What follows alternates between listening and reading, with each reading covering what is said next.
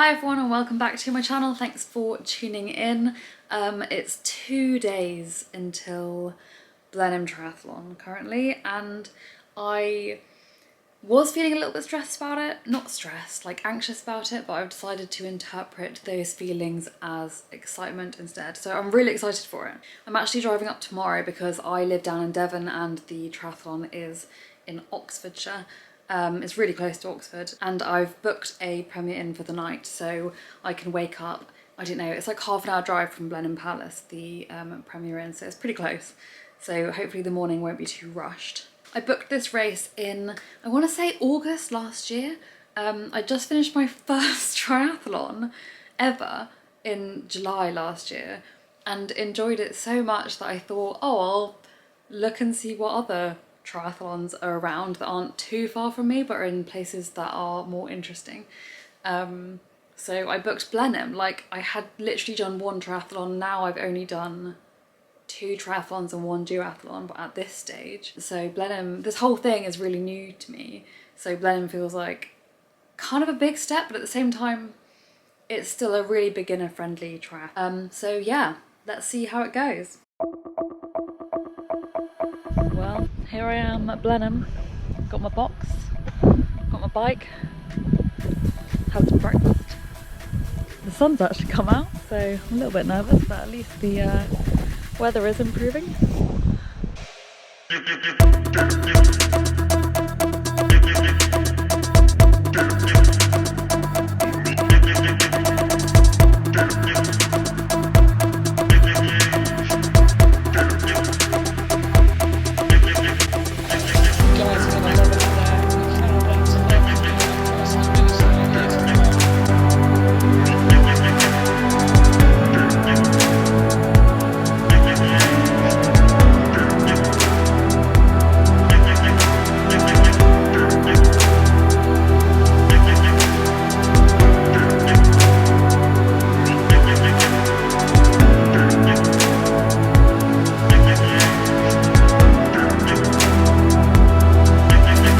Blenheim Triathlon.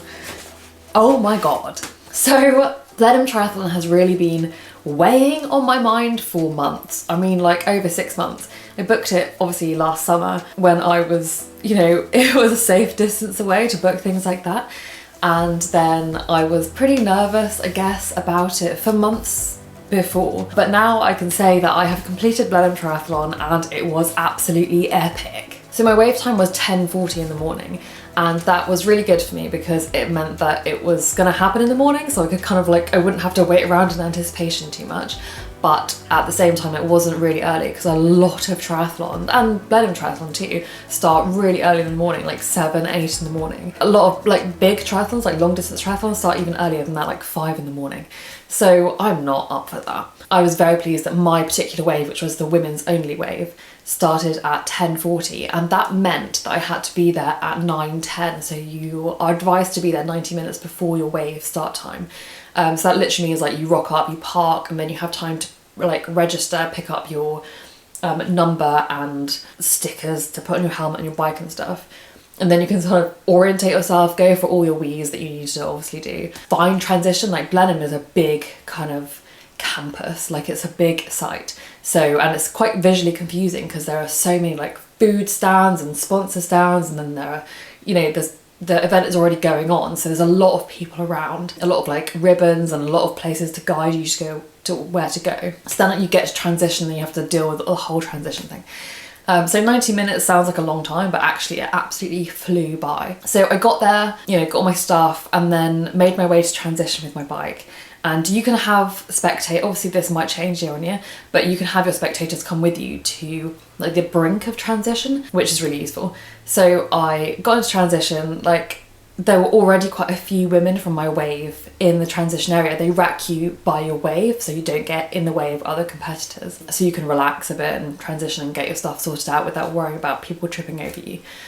So it was really nice to meet some other people who I'd be racing with, and like everyone was really excited, and a lot of people, it was their first triathlon, so they were kind of like a little bit nervous, just like me. So I got my stuff together and then just, you know, stood there staring at it all, kind of milled around a bit and wasn't really sure what to do because I didn't want to get my wetsuit on too early because the sun was shining. It wasn't very warm, but it wasn't cold. The sun was shining and I didn't want to kind of be like zipped up into my wetsuit and then stood around for 45 minutes. Kind of like prevaricated a bit, put on some sun cream and then started getting into my wetsuit and then like did that up, and then it was suddenly only 10 minutes before I had to be at the swim start, which you have to be at 20 minutes before your wave start, and the swim start is like a few minutes walk from transition. I was in my wetsuit, started heading to the swim start, realised that I needed another wee, and I was like, oh, I'm in my wetsuit now, should I just should I just not and like wait till the end of the event?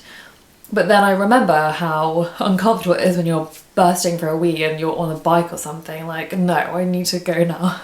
So I went to a portaloo, which getting out of a wetsuit in a portaloo is, I mean...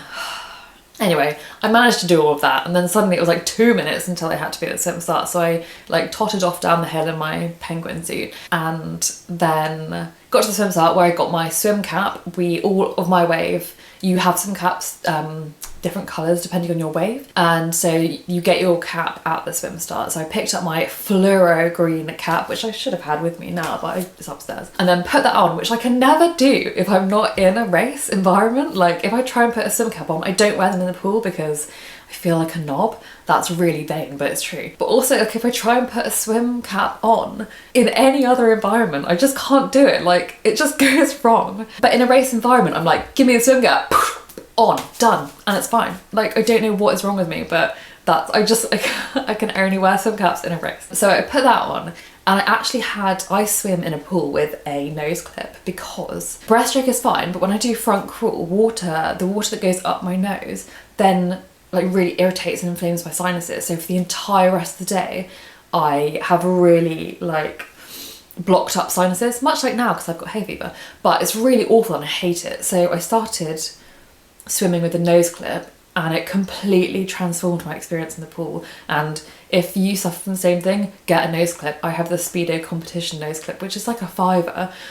It's so worth it. Anyway, so I thought I'd use that in the lake too, because I don't know if it's chlorine that irritates or like whatever pool chemicals there are irritates my sinuses, or if it's just water flushing up there that irritates them. So I was like, oh, I'll just wear it in the lake too. I'd even had a plan of like how to take it off and where to put it on my transition from swim to bike. But I stood there listening to the race briefing at the swim star, zipped up fully in my wetsuit, and realised that my nose clip was still in the pocket of my tri-suit, which I'm obviously wearing underneath my wetsuit. So it's completely inaccessible. So there was that. I also ended up then losing it later on in the day, so bye nose clip. Anyway, the race briefing was really cool and they were like really kind of pumped us up, and there was music and it was just lovely, and everyone was so nice, so friendly, and like this kind of nervous energy. So that was really wonderful. And then I wasn't really feeling nervous by that point, and I was really warm as well, like not too hot, but I was warm, which is really rare for me when I'm outside in a sort of swimming environment. That was really nice, and by the time I was walking down the pontoon, there's a floating pontoon, to get into the lake, I was actually really looking forward to getting into the water because I was just a bit hot. So I'm in my full-length wetsuit. I bought it for, I think, £60 second-hand off Facebook Marketplace, and the retail price of it is like well over 400, and it's pretty beaten and stuff, but it's just a fantastic wetsuit and it's really, really comfortable. So I was wearing that. Maybe I already said this. So I got into the lake and I started swimming, and it didn't take me very long to get used to it at all. Like immediately I was just like, okay, this is happening, so now I just need to swim. And I was really worried about the lake swim because I am obviously used to pool swimming where I have a wall to push off every 25 meters, and this was a 750 meter swim in open water, and I was really nervous about it, but it was absolutely fine. Like completely fine, and I just swam, and it was really nice because I wasn't putting any pressure on myself to do any speed because I'm not the strongest swimmer. I just swam and like just went with it. So I swam the entire lake swim, and it was really, really fun. And I thought it was going to be like a big crowd of people, but everyone, like apart from the fact that we went in sort of one by one, like really quickly, but one by one, everyone spreads out very quickly.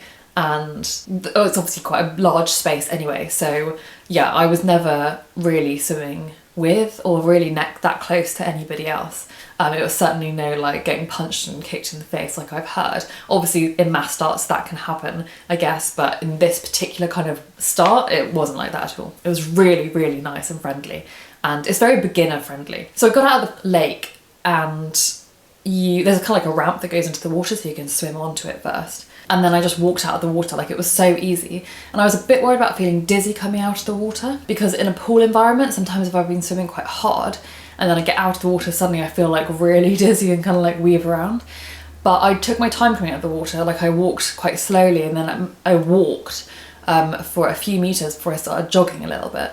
But there's actually like a 400-meter route from the lake to transition, and it's uphill, so you can't really run unless you're made of harder stuff than I am. Kind of walking and taking your time and getting your breath back. And I took the opportunity to chat to the woman next to me, but also to get my wetsuit off, get my swim cap off, like get my wetsuit off to my waist, not the whole thing, obviously that would be insane. By the time I got to T1 I was quite relaxed and like ready for the next bit. Also there was like a ton of adrenaline, so I wasn't even thinking about temperature at this point, although that did come in later. I got to T1, I took my wetsuit off, which was not the easiest thing in the world, but it was fine. I had my box there, which they recommend that you bring as well to keep your stuff in transition. So that was really good actually, a box, because I just put my obviously soaking wet wetsuit straight into the box. I put on my socks, shoes, sunglasses, helmet, and then that's it. Like just got on the bike.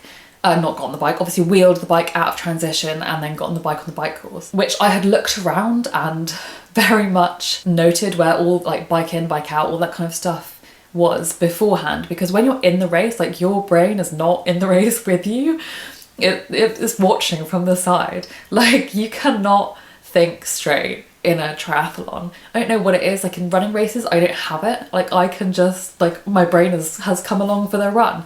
In a triathlon, no, my brain's like, ah, see you later, have fun. I cannot think at all. Like I can't even do basic maths when I'm doing a triathlon, which you actually want to do quite often, like weirdly often, because you're kind of like trying to work out your times and things like that as you're going. And I have a watch and I still can't even look at the numbers on my watch and they don't make sense to me. So yeah, your brain is not in the race with you for triathlon, or at least mine isn't. So I've made sure to know exactly where bike out was and run out and all those kinds of things beforehand. So I wheeled my bike through transition and got on the bike without falling off. That was nice. And then immediately obviously started cycling. And at Blenheim for 2022, and I think most other years, I guess, maybe they change it sometimes, the bike course was 3 laps of the route. It was 19.8 kilometers, so let's just say 20, a 20-kilometer bike course. And the second I started cycling, I suddenly realized that there was actually quite a lot of breeze, and I'm in a short tri-suit, which is wet and very thin, so I'm immediately like quite cold. That's fine, I knew I'd dry, and also like you just pedal harder because obviously then that will warm you up. So the rest of the bike course was just really lovely. It's through the whole parkland of Blenheim, so you've got trees, you've got fields with lambs in, you've got just like so many lovely things. There are some really tight corners on it, which is fine, but you need to know where other people are, so you're, you know, because everyone's going at slightly different speeds and you can't draft, so you have to stay at least 10 meters, I think, behind the person in front. And if you overtake them, you have to be overtaking them within 5 seconds, maybe? I forget, but it's like standard British triathlon rules. You have to be quite mindful on the corners and things like that, but there's nothing technically tricky about the Blenheim bike course. It's very undulating, which is really nice because there are some fantastic descents which you can then carry your speed up the other side if it's not too windy. Obviously, because it's 3 laps, the first lap you're getting to know the course, the second lap you can take all those corners and those descents more quickly if you're comfortable with doing so because you know them. And on the third one I was just like absolutely hooning it round to stay warm, but also because like I just knew. And also the bike for me I think is the easiest, or certainly the least worrisome for me, because I know how much I can push myself in a cycling environment. I don't know, I'm very, very comfortable on the bike, so for me I knew I could just absolutely hoon it round, and which was very different from the swim, which I'd taken so gently. I finished the bike leg and I don't remember feeling cold or anything, so I think I must have warmed up quite a lot by this point, although I do remember that my feet were numb, which is usual for me because I have Raynaud's syndrome, so My feet are less affected than my hands, but they do go numb in these kinds of situations, and then they stay numb for a long time, which isn't great for running because obviously you want a good amount of blood flow going through your body, especially your feet and your ankles when you're running. Otherwise you're going to pick up some injuries, which has definitely happened to me before. But what can you do? Got into transition, racked my bike, took off my helmet, and because I wasn't wearing SPDs, because I'm just not ready for that in a race, there was nothing else for me to do. I literally left T2, got out into the run course, and then my whole body was just like, oh, it carries on. Everything else started hurting. Like my lungs felt like they were cramping. I got a stitch. Like, oh, it was just difficult. But the run course was really good because it took place in the end of May. So this was like slap bang in the perfect time for cygnets and goslings and ducklings, and there are so many on the course, it's ludicrous. There were goslings just, I mean, centimetres from where your foot is landing, and they couldn't give a shit. They're not afraid. Their parents like sometimes hiss at you, but I mean, they're doing nothing about moving their infants from the trail. Like the cygnets don't care, the goslings don't care. They're just like, oh, we're eating grass. And it's so cute. And they were quite large, like they were still very much like tiny little things, but they weren't newborns or anything. Anyway, by the time I was coming up to the finish line, I was suddenly like, oh my God, it's almost over. And like literally everything in my body is hurting and I'm so tense and but it was great. And then there are so many people like lining the finish line, shouting people's names and just clapping and shouting your number out to you. And it's just so lovely. And so I just, you know, I didn't quite have a sprint finish, but I did pick up the pace a little bit and then cross the line, and then suddenly obviously everything's just like and then you immediately like walk around the corner, and then they give you your medal, and then they have alcohol-free beer there, and it was sponsored by Lucky Saint, which I have tried before, and obviously I don't drink alcohol, so I do drink alcohol-free beer and I love it, especially the new ones. So it was really nice actually to have an event that is sponsored by an alcohol-free beer brand, like rather than giving you alcohol, because I have been at running events before, and when at the end they give you like a free, you know, whatever, like a gin or a little wine or something like that, and I'm like, I've worked really hard for my fitness, why am I going to compromise it by drinking alcohol? Like, you know, what? However, like beer is full of electrolytes, and that can be really great after a race, but you don't need the alcohol part of it. So the fact that you get given alcohol-free beer in like cans at the end of Blenheim was so nice and so refreshing, and it's just like really sensible and a great thing to do. So I got 2 of those because I think mine was one of the last waves of the entire weekend, and they were just like, here, take it all. And the one guy was like, do you want a third one? Here, have some cans of water. And I was like, I physically can't carry all this, but if you give me like a little box, then I'll take it all. So yeah, they give you like the stuff, and then, you know, someone offered me a banana and I was like, yes, please. And she was like, oh, do you want 2 bananas? Because you look like you need it. So yeah, like I'm there like, I don't know if I was sweating or not, but I could just like knackered and gross, and then like clutching all this like haul of cold beer cans and warm bananas. And then you walk back to transition pretty much straight away, get all your stuff while the other events are still going on, which is nice because waiting around is obviously a bit tricky because you want to get your stuff and you want to get changed and all that kind of thing. So you go back to transition, get all your stuff. So I piled all my goodies into my box with my wetsuit, and then held my box and wheeled my bike, which is no easy thing. Out to transition, where I was, quote, repatriated in the terms of the Blenheim Triathlon guide, repatriated with my spectator, my partner. I'd done it. I'd done the Blenheim Triathlon, and I cannot recommend it highly enough. It's an absolutely fantastic, and it's so friendly. All the marshals were so nice. The support was unbelievable. Everyone doing it just seemed really friendly. You're part of this huge community where everyone is doing the same thing. Like, it doesn't matter how good you are, whether you're a beginner, whether it's your 80th time or birthday, everyone is in the same boat. Like, they're doing a hard thing for them.